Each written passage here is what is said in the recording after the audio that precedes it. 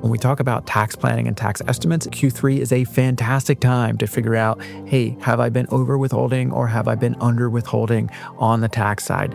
The last thing you want to do is arrive to April 15th and have your CPA tell you, hey, you got to cut this huge check, and when we can get ahead of it, right? So if we know about it, we can adjust our withholdings, we can start setting money aside to stroke that check, and mentally we can just be prepared for it. Or we can do, if you have other things that are happening, we can try to lower that tax liability.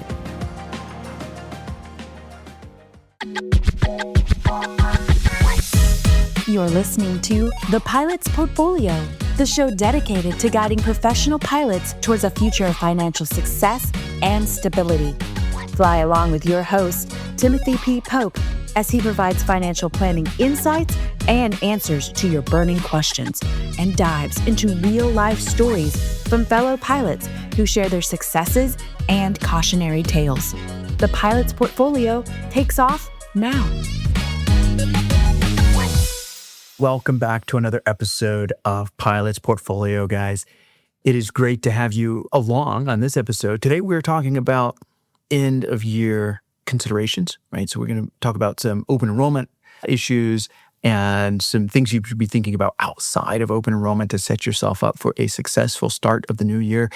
I know we've still got a full quarter left, but we are in that open enrollment season where pretty much October, November, you guys are going to be getting a lot of information to review and then to select your benefits. But before I do that, I want to mention this.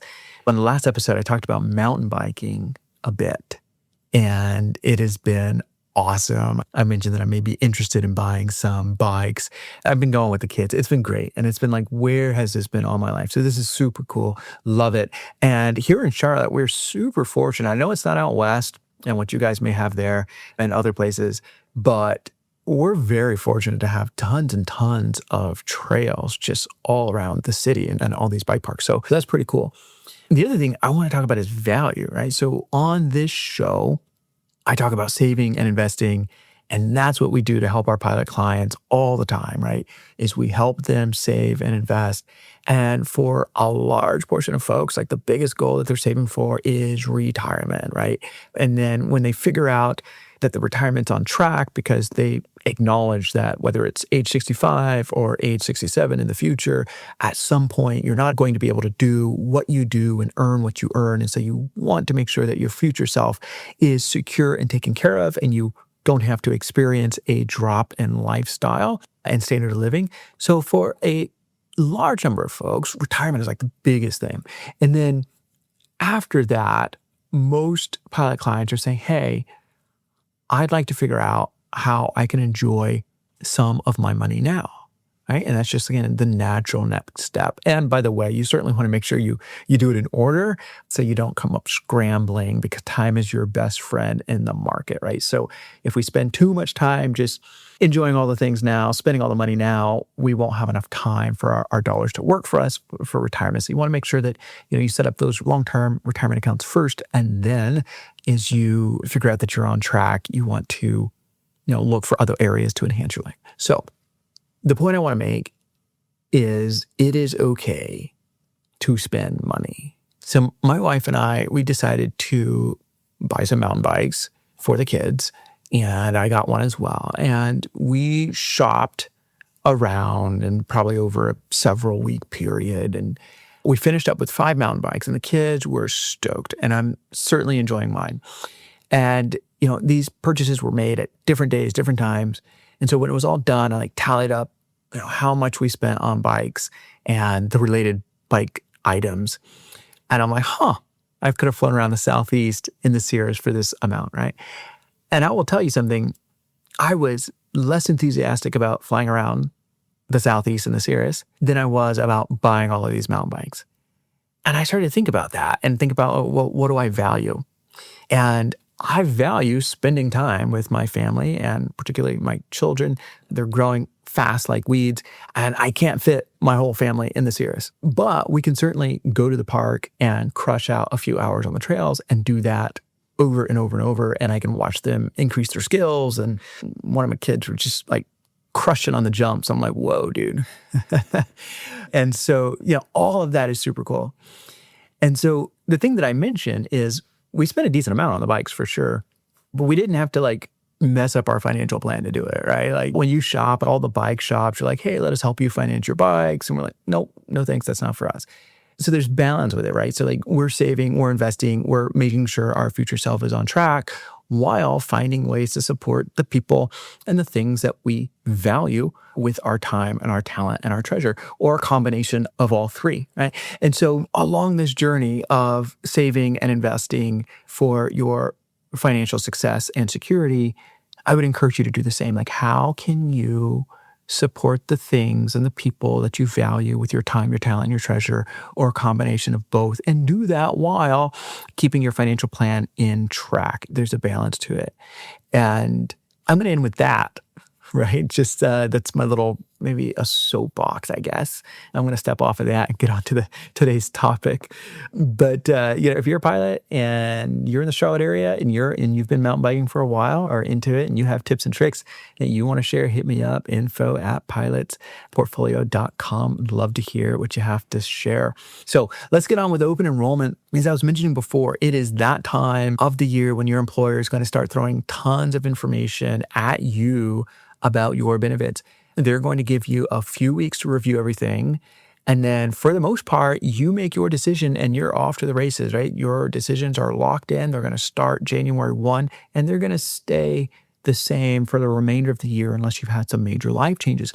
Open enrollment, there is a ton of value packed in these benefits, even though, that value may not show up in your bank account directly. It's certainly there, and it's not something that I would have you ignore. So one thing is, sometimes you may not have experienced major changes in your life. So you're like, maybe I'll just keep everything the same. Sometimes your employer may change significant parts of the plan. I've at least heard of 2 major airlines that are changing health insurance providers this upcoming open enrollment. I'm sure there's going to be a lot of communication around it, but at the end of the day, you're going to have to make the decision for your family's needs. And when you're trying to compare that to the old plan, you're going to have to figure out, what's changing? What's staying the same? Are the premiums gone up or down? How is the deductible changed? What's the new out-of-pocket maximum? Are there certain medicines that either you or your family were taking?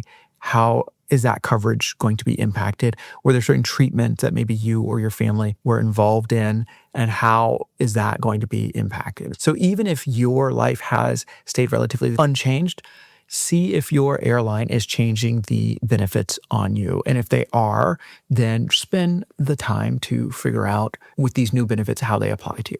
So that's one thing. The other thing is, and this is what we see a lot, probably more often than the airline changing the benefits, is that you guys have gone through some significant life change. Maybe you got married this year and maybe you're working on combining your finances. Well, open enrollment, looking at the benefits, is a really big start to that, particularly if you are a dual income family and there are 2 sets of benefits to review. Then really compare and contrast, because a lot of times sometimes one company may just be standout and boom, win on everything. But sometimes there's going to be, we're going to go to one spouse's company for this and then the other spouse's company for that. Or there could be, one company could give you a benefit for some reason if you don't take their health insurance, and they will give you cash for that. I've seen that. So if you're planning to take the other spouses anyway, make sure you get credit for that cash. So look at that. So if you got married this year and you're combining finances, you're combining benefits, it's a great thing to look at. If you got married this year, or if you got divorced this year, estate planning is certainly one of those benefits or one of those planning items that you're going to need to consider. And all of the major airlines have super cost-effective legal plans. So you can go in there for really low cost per month, grab yourself a legal plan, and you can work on things like wills, power of attorneys, living wills, trust, and so forth. So, look at that if you've gone through that major change. So either married or divorced. Let's say that you had a child this year, or maybe you're expecting to have a child next year. Things that are top of mind for you is certainly health insurance. How do we take care of you and this new baby? And then, things like, are we going to have daycare? And if so, does it make sense for us to do the dependent care FSA, right? So you think about children, you think about the dependent care FSA, you are thinking about estate planning, which we just talked about, because now we need to update beneficiaries on certain accounts. We're thinking about a will. What if something happens to you and your spouse? Who takes care of the child? Who's the guardian? Who would be the custodian of their money? If something were to happen to you, we're thinking about life insurance. Without children, there's one amount, but then you add children to the mix, and all of a sudden the life insurance picture changes. And so we think about that. So that's if you had a child this year and didn't get around to it, or you're expecting to have a child next year. And by the way, if you're the expecting mom and you fly for, say, Southwest or American, maybe you're looking at that long-term disability or that loss of medical insurance, and you're saying, hey, maybe it makes sense to take the after-tax version of this benefit. And so when you go out on leave on medical there, you don't have to worry about reducing your after-tax dollars anymore. If you're at Delta or if you're at United, those are fixed. Delta, you can only do pre-tax, and at United, it's going to default to after-tax there. The other thing is thinking about with the company's life insurance plans, okay? So this kind of goes back to, if you got married this year, typically when pilots are thinking about increasing their life insurance, we're talking about doing it outside of the company and the union offerings, just because of the way those group term premiums work. As you're in 4-year bands, as you get older, your premium gets more and more expensive. And so you're able to get around that by having an individually owned policy when it comes time to increase your own life insurance. But I bring this up from a spousal perspective because if you have a spouse who has concerns, health concerns about qualifying at a favorable rate or qualifying at all, if they went through an independent underwriting process, then you can get spousal life insurance, and you can at least get some through the airline without having to go through the underwriting process. So that is something to think about during open enrollment. Maybe you guys tried to get life insurance for your spouse in the past. Maybe they were not successful. Well, you can get them some through the open enrollment process. Hey, pilot, are you looking to save 20% on the sale or purchase of your next home?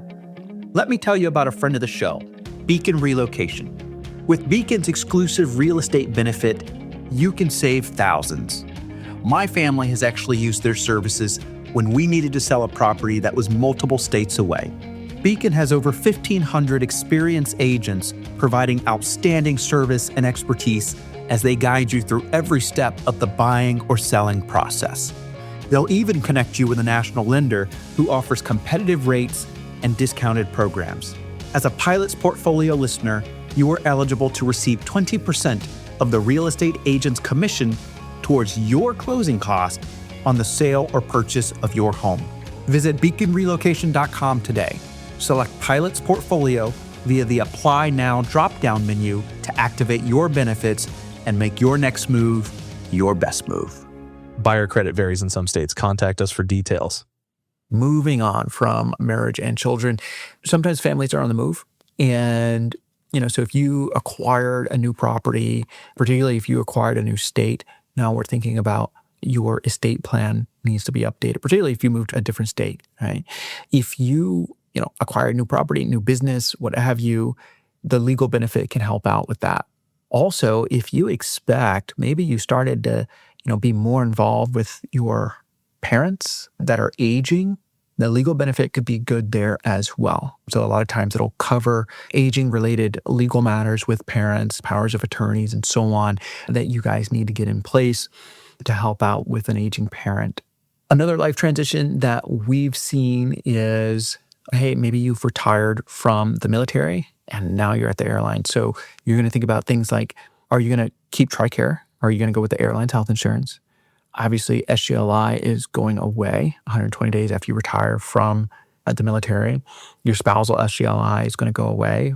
And so is the airline insurance going to be sufficient, or do you need to increase that to match your new salary or your salary expectations? So there's just some things to think about there.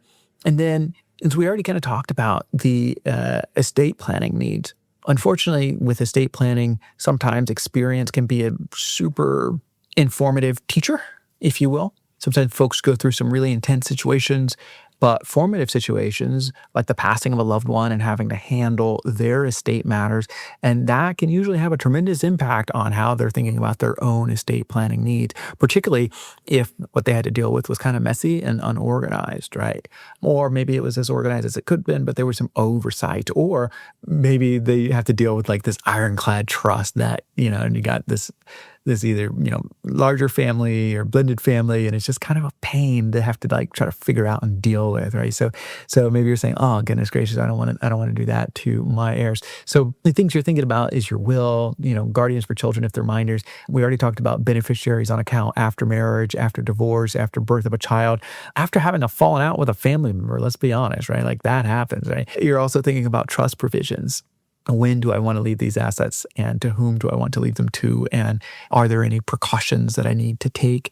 Maybe there's a child that has run into some trouble and maybe could use some professional help or some other arm's length guidance with managing their finances instead of receiving lump sums. These are all things that we have to think about. So a lot of those you can cover through your open enrollment. And like I said, hey, this is not an exhaustive list. There's other benefits that you're going to find there, but the big ones are your health, right? Your health insurance, and then those legal benefits as well.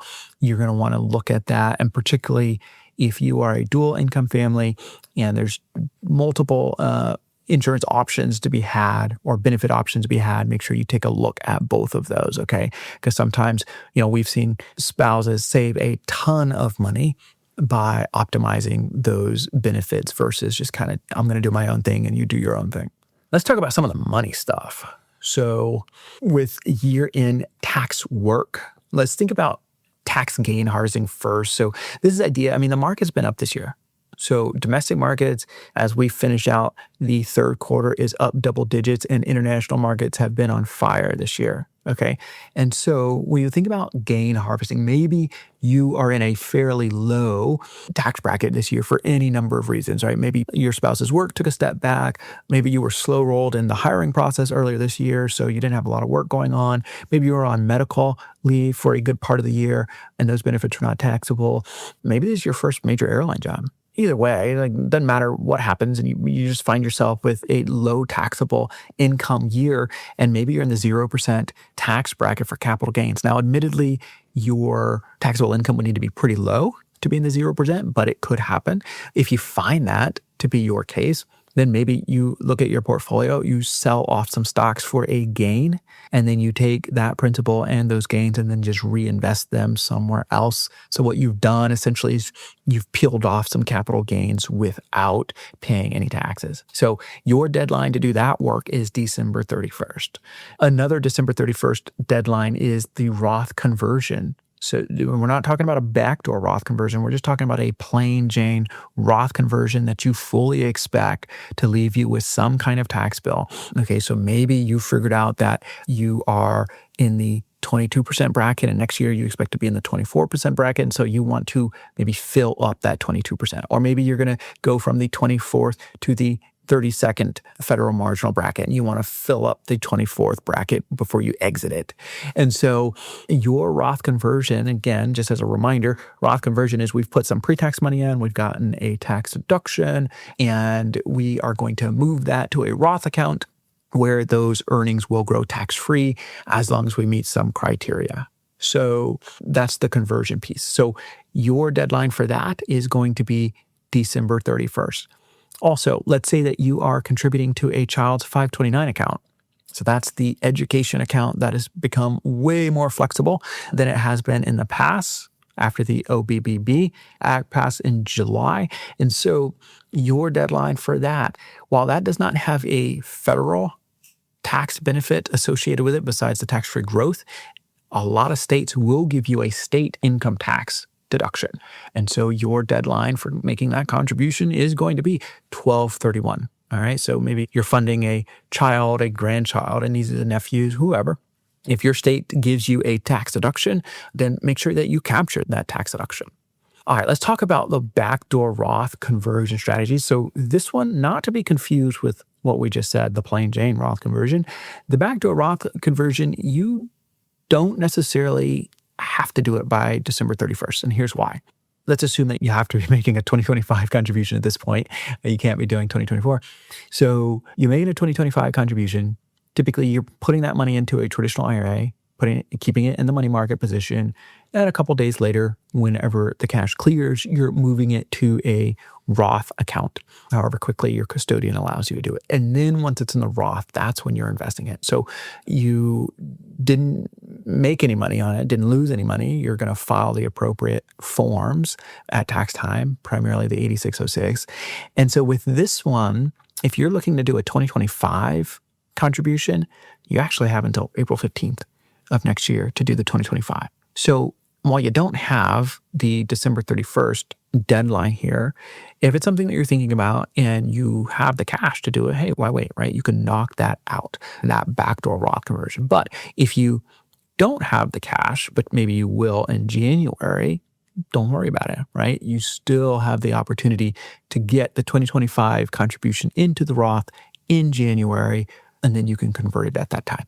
So I hope that didn't confuse anybody, and I hope that was clear. But if you have questions, just shoot me a note, info@pilotsportfolio.com. We can clear that up. All right, so here's the other thing. Your 401k contributions, let's talk about this for a moment. So obviously your elective deferral, that limit is $23,500 for the year. If you are not on track to max it out, maybe maxing out was your goal, but you found that you're not on track, you've got a couple of months left to do that. Ratchet up those contributions before the door shuts on 2025, okay? That is one thing with your 401k contributions. You still have a few months left. Many pilots who max out the 401k, say in Q2 or Q3, are finding that they have a slightly higher paycheck right now because they don't have any money going into a 401k. Maybe they're not participating in the company's market-based cash balance plan, or if you're American, it's not set up yet. You know, you've got the company's NEC, if the company's maxed out their side, also coming to you. And then you've had Social Security taxes stopped once you hit the Social Security wage base. So you're enjoying a slightly higher paycheck. So that is great, because then you can take a look at this cash flow and say, hey, how can this cash flow support some of my other goals that I have? And you can spend the back part of the year helping out with those goals before January 1 hits. 401k contributions start again, NEC is going into the 401k again, and Social Security taxes are being taken out of the paycheck again. So your 401k contributions.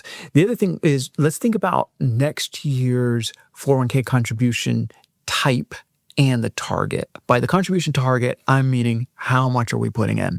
For a lot of pilots we work with, you guys are juggling multiple financial goals at one time, and life just has a way of zigging and zagging. So maybe you were maxing out the 401k at one point, then you had to reduce it for some reason, and then now next year you're planning to return to maxing out. I like to help clients determine that ahead of time, right? As we think about cash flow, because cash flow is extremely powerful. Knowing where yours is and then what to do with it ahead of time helps you just be successful and stay on the goals, right? So let's figure out what that target is going to be. The other thing is contribution type. So now I'm talking about, hey, am I going to be contributing Roth in 2026? Am I going to be contributing traditional in 2026, or even the separate after-tax contribution in some cases? That's a different animal. But so primarily we're thinking about Roth or traditional. And here's the thing, this is not like an autopilot thing, right? So if you've jumped from, say, the 24% bracket in 25, you expect to be in the 32% bracket in 26. Maybe you're thinking to yourself, hey, how can I help out with this tax pain here? Maybe it's time to switch from the Roth to the traditional. Or you could go the other way. Maybe your spouse is taking a step back, so you're married filing jointly 2 incomes, and now you're going to married filing jointly 1 income, and you're sliding down that marginal bracket. So maybe we're going from traditional back to the Roth side. And so we want to think about the contribution type, and really that can't be done without some proper tax planning and assessments for the year. And a lot of this stuff, you actually will need to do some tax planning, right? So an estimate of like, hey, where do I think I'm going to be by the end of the year, 2025? And then where do I think I'm going to be in 2026? And then make the appropriate adjustments there. The last thing we're going to talk about when we talk about tax planning and tax estimates is Q3 is a fantastic time to figure out, hey, have I been over withholding or have I been under withholding on the tax side?